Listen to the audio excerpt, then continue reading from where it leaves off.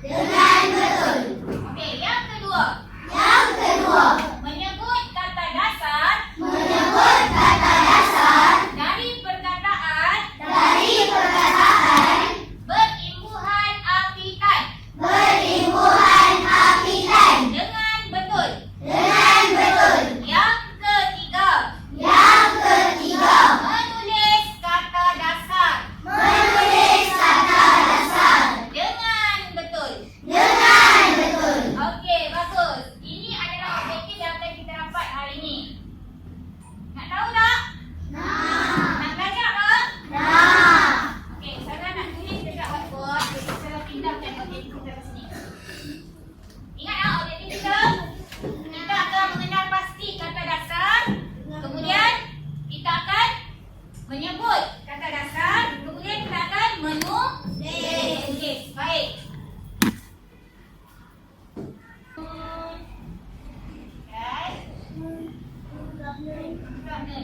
Okey, kita bagi contoh sikit dulu supaya kamu faham. Okey, apa yang perlu ada dekat tengah ni? Perkataan. Okey, bagus. Kata dah. Kata dasar yang kita bagi tadi. Okey, kita bagi. Contoh apa ni? Sama. Lagi? Okey, seharian. Okey, nampak tak? Boleh nampak lagi? Okey, seharian. Mana satu kata dasar dia? Ha? Hari. Pandai.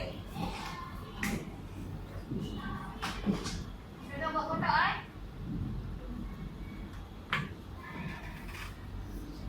Okey. Jadi, yang di depan ni apa? Yang di belakang apa? Oh, sudah. Kau masuk ia dia. Sekian dia kena ingat. Okey. Good class? Okey, mana satu kata dasar? Hari yang di tengah. Kan tadi kan? Kita kata diapit. Dia ada imbuhan api. Okey, kata dasar dia mana? Kata dasar dia mana? Si dengan nun. Kata dasar. Kamu nak kena potong mata ni. Kita tak bagi dia buat lagi. Okey, dia buat dulu. Mana kata dasar dia? Mana imbuhan dia? Okey, kita tulis dekat tengah.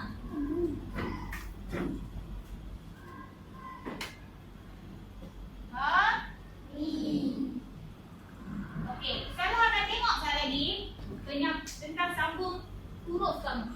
Boleh ke tak? Satu lagi tim dekat sini. Rian. Okey, boleh? Kita akan pergi dengan lebih jauh lagi.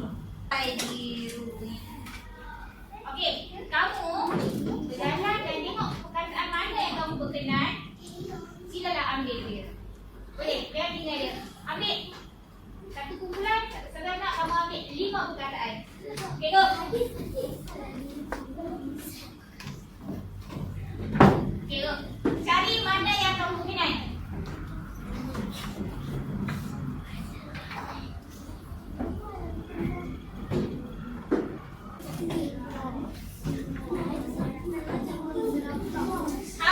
Kamu akan dapat hasil yang begini. Kata dasar. Hasil begini.